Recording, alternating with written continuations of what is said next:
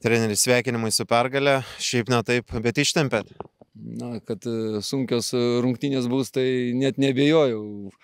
Kaip bebūtum, varžovas turėjo daugiau laiko atsistatyti, mes turėjom sunkias rungtynės Šiauliuose, kelionės, bet aš nejaučiau to aikštėje. Aikštėje mačiau komandą susitelkusią nuo pat pirmų minučių ir tas žaidimas, sakyčiau, daugmaž mane visai tenkino. Tik tai gaila, kad tas praleistas įvartis, stipriai koregavo rungtynės ir reikėjo jau daugiau rizikuoti, bet didžiausi sveikinimai komandai, kuri dabar aišku lengva taip sakyti, kad tikėjo, bet aš manau, kad mes tikėjom, kad galim pakreipti šitas rungtynės iki galo ir didžiausi sveikinimai komandai, neturiu žodžių, šiuo metu esu 9 dangui.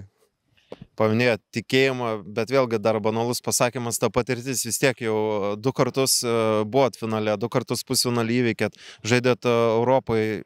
Prideda tai, kad tokiose rungtynėse atsiranda galbūt ir tikėjimas, bet ir žinojimas, kaip laimėti? Jeigu pažiūrėtume į sudėtį, aš manau, kad labai stipriai pasikeitė sudėtis nuo praeitų metų ir man atrodo, tik tai 3 žaidėjai praeitais metais čia žaidė. 4. 4, sako, taip, 4 žaidėjai, tai nemažai naujų žaidėjų, bet, be abejo, kokia bebūtų ta patirtis Europoje, jinai vis tiek yra patirtis, plus žaidėjai irgi yra kviečiami į nacionalinį rinktinę, aš manau, kad tos rungtynės irgi jiems pridavė šiek tiek daugiau dar pasitikėjimo ir, džiaugiuosi už Vilių Armalą, kad, tokių sunkių momentų, ištraukė komandą. Turime 3 puolėjus dabar, juokauju.